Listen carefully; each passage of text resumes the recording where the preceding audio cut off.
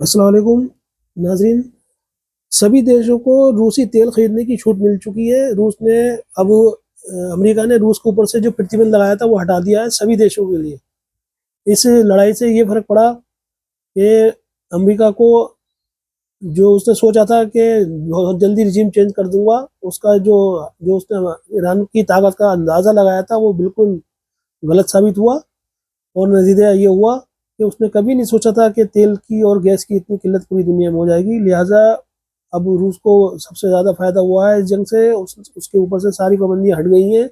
अब वो सभी देशों को अपना तेल निर्यात कर सकता है। अमेरिका ने दुनिया भर के देशों को रूसी तेल खरीदने के लिए 30 दिन की अस्थायी छूट दी है। ये फैसला इसलिए लिया गया है क्योंकि ईरान जंग की वजह से दुनिया में ऑयल सप्लाई पर असर पड़ रहा है। इस छूट के तहत सीमित मात्रा में रूसी तेल खरीद सकेंगे।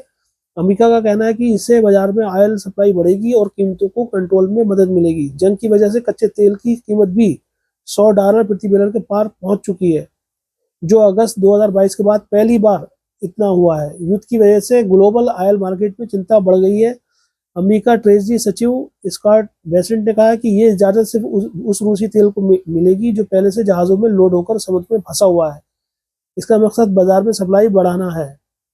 इराक में अमेरिकी प्लेन क्रैश, शिया गुट ने जिम्मेदारी ली। इराक में अमेरिकी सेना का एक KC-135 सैन्य विमान क्रैश हो गया है। इसके बाद इराक के एक विद्रोही गुट ने दावा किया है कि विमान को उसी ने मार गिराया। इससे पहले 2 मार्च को कुवैत में फ्रेंडली फायरिंग में भी 3 अमेरिकी विमान क्रैश हो गए थे, जबकि ऐसा होता नहीं है। फ्रेंडली फायरिंग फायरिंग होती है तो चलो धोखे से एक जहाज क्रैश हो जाएगा, 3 जहाज क्रैश हो गए। तो ये इनका छुपाने का तरीका है अमेरिका का। और यूरोप कंट्रीज जो हैं, वेस्टर्न कंट्रीज, वो अपना नुकसान नहीं बताती हैं और ना ही इसराइल बताता है कि हमारा कितना नुकसान हुआ। छुपाते हैं ये सब लोग।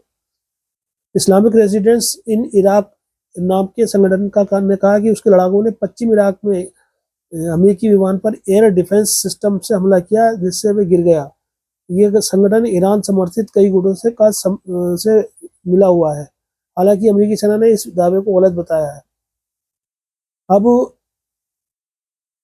भारत में जो प्रॉब्लम शुरू हुई है गैस की, और खासकर उस गैस और तेल की, इसकी वजह से जोमेटो और जितनी भी खाने की जो ये सब ऑनलाइन सिस्टम चल रहा है, इनकी जो 50 ऑर्डर दिन में आते थे वो अब लगभग 5 ऑर्डर आ रहे हैं। और जो कॉरपोरेट कंपनीज हैं सबने ये कहा है कि आप लोग अपना टिफिन वगैरह घर से लेकर आए। ये पोजीशन हो गई है और आगे और ख़राब होने की उम्मीद है। शेयर मार्केट बिल्कुल धाराशायी हो गया है और दिन पे दिन गिर रहा है। कहाँ 86,000 तक पहुंच गया था, आज 76,000 के लगभग है। अब मार्केट खुलने वाली है, देखते हैं आज और कितना गिरता है, लेकिन कोई उम्मीद नहीं है। बहरहाल हम सिर्फ एक शख्स की वजह से, अमेरिका के डोनाल्ड ट्रंप और बेंजामिन नेतन्याहू की जिद की वजह से इतना नुकसान पूरी दुनिया को पहुंच रहा है। उसके बाद भी कुछ दुम चलने देश ऐसे हैं जो इसराइल और अमेरिका के साथ खड़े हुए हैं। इनके साथ जो भी खड़ा होगा अब समझ लीजिए उसका खात्मा यकीनी है। जैसे एक टाइम में हिटलर अपना आप को सब कुछ समझता था और उसने तमाम दुनिया से लड़ाई मोल ले ली थी, ऐसी तरह अब ये नंबर अमेरिका का है। अमेरिका का डाउनफॉल शुरू हो चुका है। बहुत जल्दी जो सुपर पावर की कुर्सी है इनकी वो छिनने वाली है। नए समीकरण बनेंगे, नए देश बनेंगे, नई गवर्नमेंट बनेगी। लगभग पूरी दुनिया का वर्ल्ड ऑर्डर चेंज होने वाला है। बस खाली इंतज़ार करें। बहुत ही जल्द ये लड़ाई बहुत महंगी पड़ेगी सारी दुनिया को। और ये जो लोग हमारे यहाँ कहते थे कि कुछ नहीं होगा कुछ नहीं होगा, अब देखिए क्या हो रहा है। अभी लड़ाई भी नहीं हुई है और देखिए क्या क्या हो रहा है।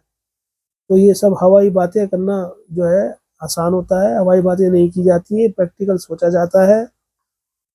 अब आप देख लीजिए कि ब्लैक से सिलेंडर 2,000 से 3,000 के बीच में मिल रहा है इस टाइम इंडिया में कई कई जगह, और बाकायदा मिल भी नहीं रहा है। बड़ी मुश्किल हो रही है, लोग लाइन लगाए खड़े हैं। होटल का खाना तो लगभग बंद ही होता जा रहा है। अब घर की भी किल्लत पड़ गई है कि घर में खाना कैसे बनेगा। लोग लाइन लगाए खड़े हैं लेकिन गैस नहीं मिल रही है। और ऑनलाइन बुकिंग तो ठप्पी हो गई है, यूपी में भी, एमपी में भी, और कई जगह जो है ये सब बंद हो चुकी है। अब आगे जो है कब तक खोलेगी ये सब चीज़ें, इसका भी कुछ अभी पता नहीं है। उधर ईरान ने कहा है कि हॉर्मुज से रास्ता नहीं खुलेगा बिल्कुल, चाहे कुछ हो जाए, किसी भी जहाज को हम वहाँ से नहीं जाने देंगे। उसने जो नए नेता बने उन्होंने साफ ऑर्डर करा है कि अब कोई भी रास्ता उधर से नहीं खुलेगा, ना हम किसी जहाज को जाने देंगे। तो अब जब तक ये खुलेगा नहीं रास्ता, जब तक तो कुछ नहीं हो सकता। अब देखिए ये कितना लंबा क्राइसिस जाता है, कब तक ये चलता है। और हमारे देश की इकोनॉमी देखिए एकदम से लड़खड़ा सी गई है, और आगे देखिए पता नहीं क्या होगा क्या नहीं होगा। तो सबसे पहले हमारी सरकार को अपने फायदे का सोचना चाहिए। उसने रूस को भी नाराज कर दिया था अमेरिका के चक्कर में, और इसराइल से दोस्ती कर ली, ईरान को नाराज कर दिया। अब उसका खामियाजा पूरे देश को भुगतना पड़ रहा है। हमारी नीति जो थी देश की, विदेश नीति हमेशा से गुट निरपेक्ष वाली रही है, लेकिन इस सरकार ने वो रवैया बदल दिया और ये अमेरिका के पाले में जाके खड़े हो गए। जबकि पहले भी ऐसे वक्त आए थे लड़ाई के दुनिया में, लेकिन भारत जो है निरपेक्ष रहता था, किसी के साथ नहीं रहता था, अपना अलग था, निर्गुट एक सम्मेलन उनका होता था, अपना एक बनाया था संगठन भारत ने। उसमें कोई भी जो था, दोनों गुट से कोई नहीं, ना रूस के गुट में था कोई, ना अमेरिका के गुट में कोई था, सब अपना अलग रहते थे, न्यूट्रल रहते थे। लेकिन इन्होंने पता नहीं कहाँ कैसे कैसे करके अपनी नीतियों में चेंजिंग करी, जिसका खामियाजा आज पूरे देश को भुगतना पड़ रहा है। और आगे पता नहीं क्या होगा। जब तक वही उन्हीं लोगों को चुनना चाहिए जो देश की भलाई के लिए सोचे।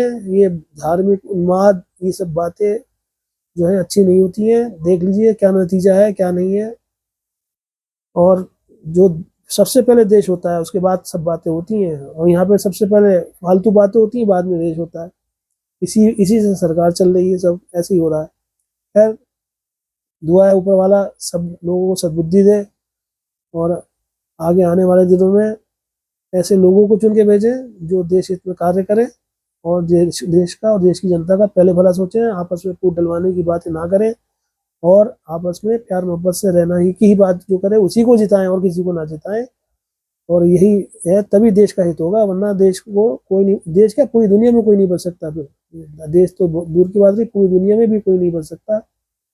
और बस यही दुआ है ऊपर वाला सबको सद्बुद्धि दे, और सब लोग प्यार और मोहब्बत से रहें। ओके, अल्लाह हाफिज।